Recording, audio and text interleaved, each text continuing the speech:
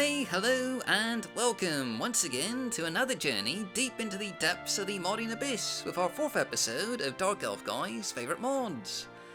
Who is this mysterious, handsome mer, you might ask? Well, that's obvious, it's me! And today we're going to highlight not only some of my all-time favourite mods, but also a few mods that were recommended by the community. And don't forget, if you want some of your own favourite mods to be featured in our next episode, just, post them down below and I'll try and include them next time.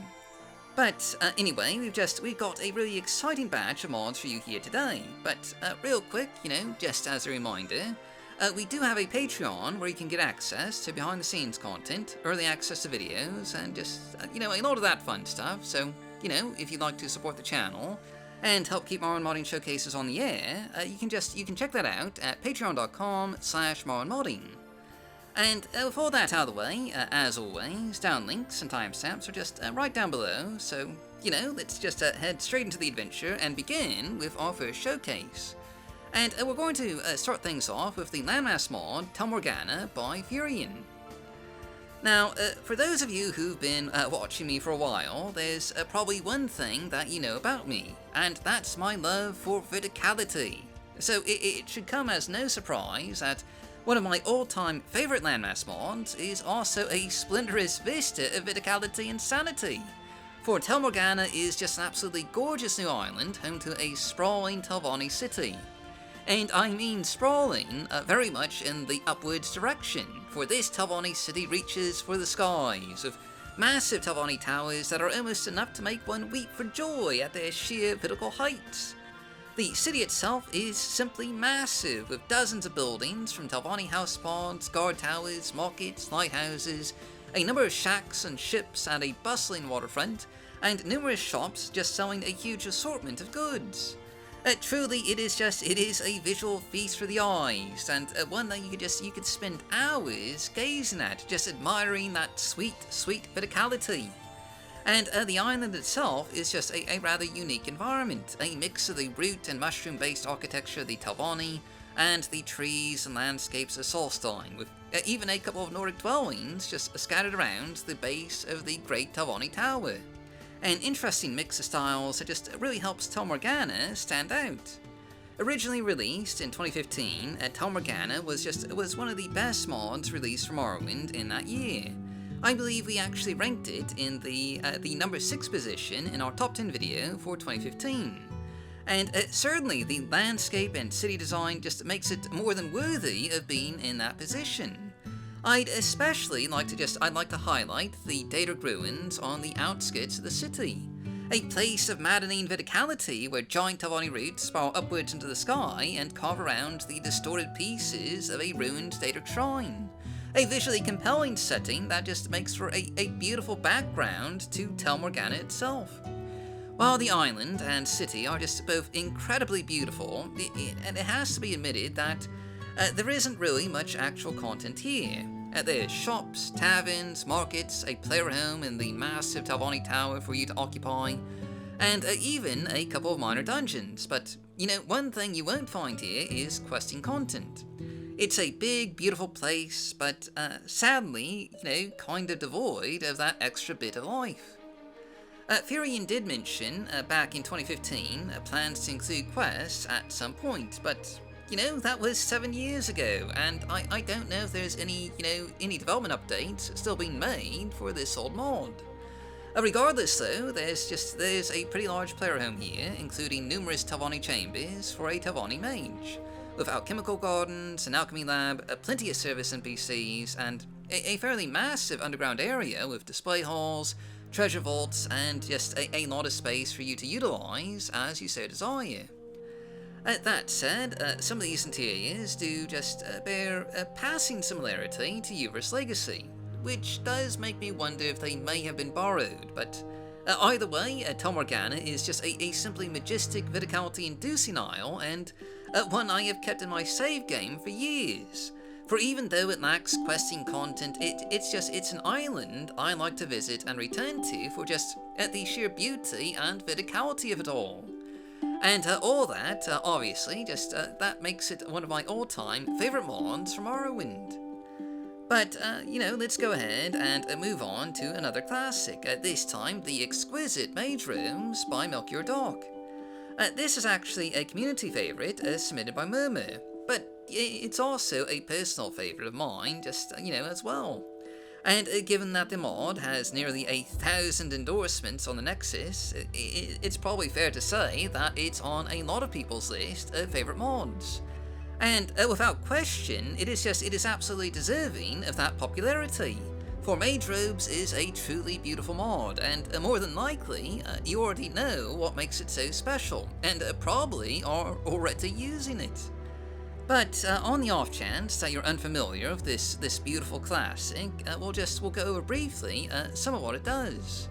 Obviously, given the name here, this mod adds a variety of mage robes to the game, worn by members of the Mages Guild, with 19 different robe variants, one for each school of magic, including different robes for masters and apprentices. These highly detailed and gorgeous looking robes are easily distinguishable by, both their colour and the symbols imbued on them. That and the various tools of the trade they include, and the enchantment bonuses they give off. For those in the School of Restoration, for example, you'll get a set of blue robes with a satchel for stuffing ingredients and a belt to hold various restorative potions. While a follower of mysticism might have greyish-blue robes with a set of enchanted scrolls just dangling from their belts. And an alchemist will have brown robes with an alchemy sigil upon their crest, a variety of vials of various concoctions on their belts, and just a number of satchels to carry all the supplies that they might need. Each set of robes comes with a toggable hood, and you'll note that the robes worn by masters will be that much more fancy than robes worn by a novice. You can get these robes for yourself when you join the Mages Guild, and, get better versions as you advance in rank, and even buy them from guild vendors. But of course, one of the things I absolutely love about this mod, outside of the gorgeous robes, is the inclusion of a new quest and a simply superbly atmospheric and verticality-inducing new dungeon. A cavernous grotto of rushing waterfalls, vast mushroom growths, and hidden alcoves just full of beautiful details. Despite being a clothing mod, Mage Robes ended up being just one of the best dungeon mods of 2018. And indeed, it was on this combined strength of simply fabulous new clothing and attire and some excellent new content to explore that helped to propel Melchior to win the 2018 May Marathon Month competition. Quite simply, Mage Robes is another mod that I consider to be just an absolute must-have, and one that I've used quite a bit in my own save games.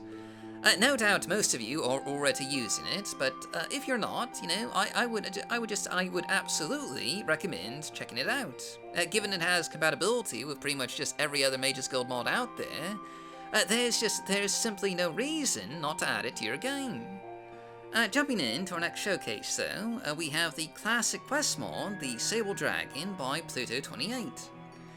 Originally released way back in the Halcyon days of 2009, the Sable Dragon is a classic quest mod adding a new tavern to the Bitter Coast region, just, along the road to Hala Ode.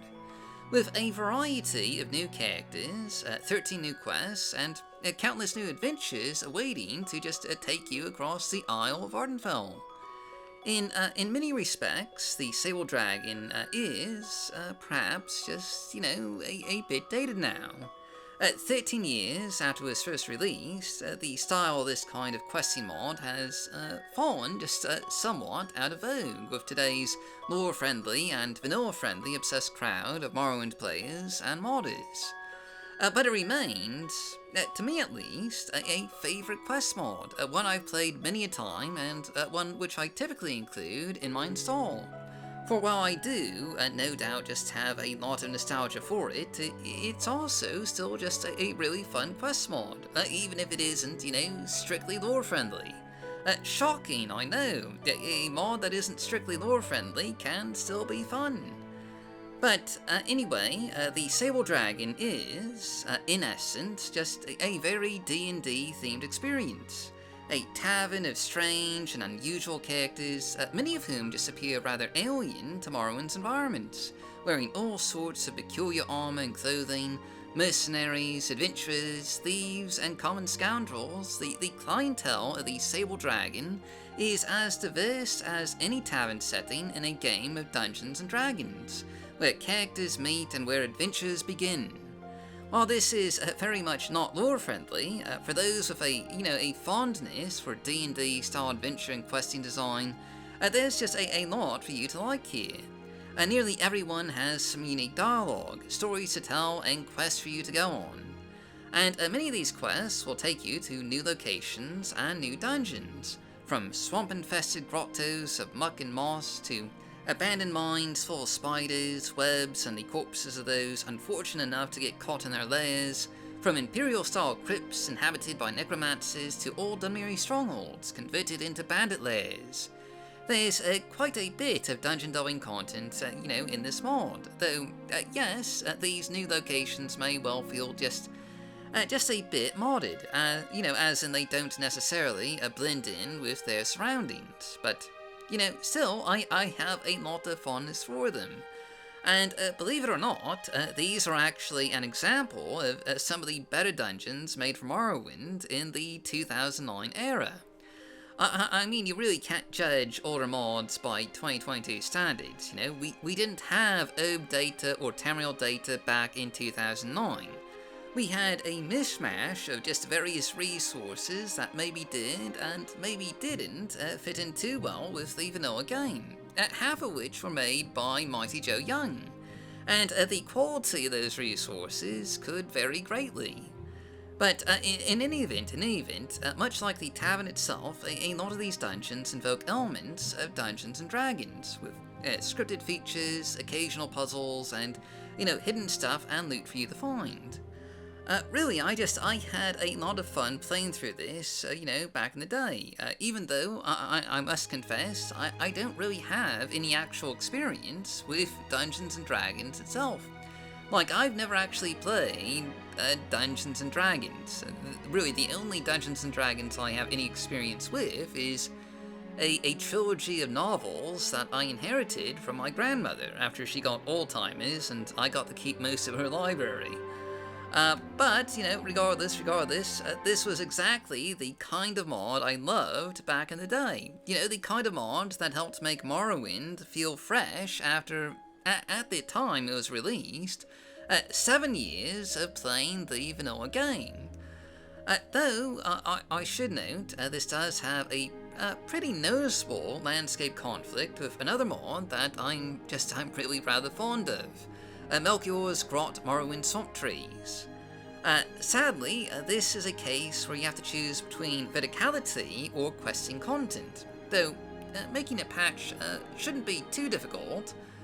All one would need to do is delete the landscape changes made by the Sable Dragon in the Bitter Coast and just manually lower a few objects back down to the ground.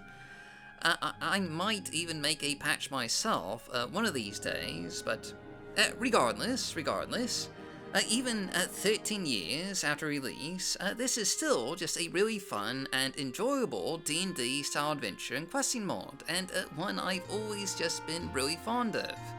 If you don't mind the less than lore-friendly setting and aesthetic, this is still absolutely a fantastic mod that is, worth checking out. Next up, we have, by far and away, the oldest mod in today's episode, with the landmass and quests mod Havish By JOG. This one is actually a community favourite submitted by John Berryhill. And I'll have to admit that I've never really played Havish all that much, which is, honestly, that is a bit odd, just all things considered. Back when Havish was released in 2003, this would have been exactly the kind of mod I was obsessed with at the time. New landmasses that offered new adventures and new quests. That was exactly what I was all about in 2003, mods like Sea of Destiny or Wizard Island or the Black Mill and all those other classic quest and landmass mods. And I did play an absolute ton of JOG's other, major landmass and quest mods, namely Howden Shore and Booty Island. So I don't know how Havish slipped under my radar back then, but regardless, it's a pretty massive mod with a lot for you to, see and do. And speaking of, let's take a look at everything that you'll find in Havish. Like most of JOG's mods, Havish is a landmass mod, adding a new set of isles with a mix of swamps, forested landscapes, some Solstein flora and fauna, and a major new city, which is easily the main focus here. The city of Havish is a major trading port, nearly 3 times the size of Balmora, built around a rich diamond mine with just a sizable harbour and a truly urbanized city centre, with residential neighbourhoods, commercial districts, and just dozens of shops, taverns, and guild halls. Tons of things for you to see and do. From the sky, the city has just a fairly straightforward design, with 2 main roads crisscrossing the centre, going north-south and east-west respectively, with a public plaza towards the more administrative part of the city, and just a lot of streets and alleyways in the more residential and commercial districts. But beyond that, from the ground level, it does kind of feel like just a truly large city that's easy to get a little lost in. There's just a simply huge number of buildings to navigate your way through. Most of which, by the way, do have unique or semi-unique interiors, which is that is a pretty incredible feat for a mod released in 2003. That definitely wasn't the norm for mods, like this that were released during that time period. Most mods that added these, major type cities back in 2003, like Sea of Destiny or Sword of the Perthia, focused almost entirely on scale. They relied heavily on copy and paste interiors to provide large settings that just had no real depth. Like, they had fantastic backdrops, but there was no content behind those backgrounds. And continuing that comparison, while the city itself is just, a little lacking in terms of, just in terms of exterior details, at least compared to modern day standards, it still actually holds up pretty well. The entire landmass does, really. A lot of landmass mods didn't really transition too well to the age of distant land settings, but Havish, still feels like a fairly neat landmass to explore, with just verticality-inducing trees and rather scenic isles for you to visit. And just real quick, I do want to show you where this is on the map. Using the Tamriel compatibility patch, it's just to the east of the Tamriel mainland, with manifold spires just, sort of right in between the mainland and Havish. And in fact, you can actually, you can kind of see the manifold spires, just off there in the background. But while the city and landmass are perhaps the most, eye-catching element of this mod, what makes Havish a classic is the questing content, with a ton of new faction quests for you to do in the city. Indeed, the city is arguably just a backdrop for these faction quests, including 20 new quests for the Thieves Guild, 8 new quests for the Fighters Guild, and 8 new quests for the Mages Guild, including an introductory quest for each faction on Vvardenfell that will just lead you to Havish. While some parts of Havish may appear, a bit dated, the quests do actually hold up pretty well, with just a lot of exciting and unique encounters, especially for members of the Thieves Guild. That will give you just a really fun series of quests to play through. From investigating odd occurrences in Havish, like a guar falling from the skies or a frozen building, to hunting down a necromancer, doing a rescue mission from an ancient tomb, and even burning down a warehouse. The stories and quests of Havish are still very much worth playing through today, with some just really neat locations for you to come across. And that's not all. There's a ton of other features that you can find in Havish, like a rat fighting ring where you can bet on rats, blackjack, a banking system where you can invest your money, a buyable player home, and just a ton of other stuff just jam-packed into this massive mod. It is an older mod though, and that can be plainly seen with some of the data dungeon designs, but for a mod from 2003, it is still just a really enjoyable experience, and one that will just give you hours of new content. With some modern graphics like Vapor Mist and a ground cover patch, it even looks just pretty good. I can definitely see why John Berryhill considers this to be a favorite, and honestly, I'd love to spend some more time playing it, if I, ever actually get the chance to play the game. But just moving on to our last mod here, we have another community favorite with Adul's Portable Library by Adul. This one is actually a favorite of Jesse O'Reilly, and as the name implies, this is, naturally, a library mod, or more accurately, a mod that allows you to copy books that you discovered on your travels and add them to a portable pocket dimension library, where you can easily just find them neatly stacked on shelves, and you can read them at your leisure. This is another just semi-older mod. I think it was released sometime in the 2009-2010 era, and it is one that we've showcased before, albeit just a very, very long time ago. According to my records, we last did a video showcase for Adul's Library about 8 years ago in 2014. So, probably about time to give it another look, eh? And let's not dwell on just how long I've been doing this. I have been doing this for quite a while. I mean, good heavens, I'm in my 30s now. That is a terrifying thought. But anyway, to access this portable library, you'll need to first find an artifact in the Fairy's ancestral tomb, just near Balmora. With this, you can teleport to this small, just rather cozy cave where someone has set up some personal quarters, with a desk, bed, alchemy lab, and just quite a few, at first, empty bookshelves. As it turns out, you can use the chest here to just make copies of your books. Just, dump books into the chest, and a copy will appear on one of the shelves. This isn't a free service though.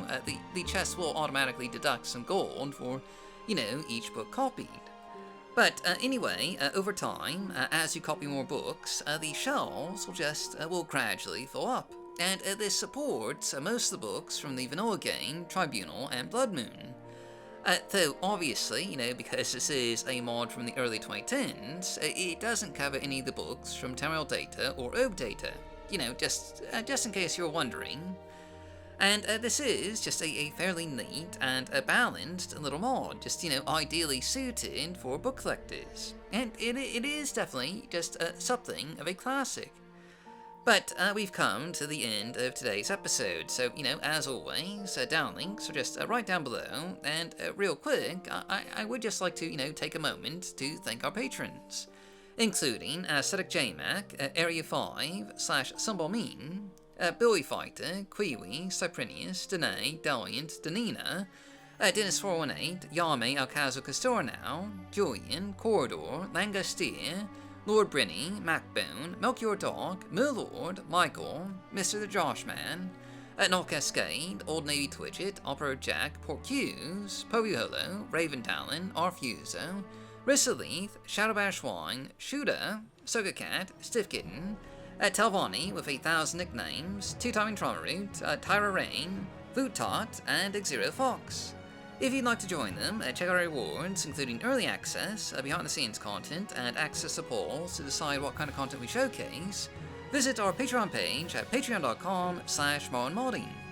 Thanks for watching, and as always, stay safe, stay healthy, happy modding, and I'll see you all next time.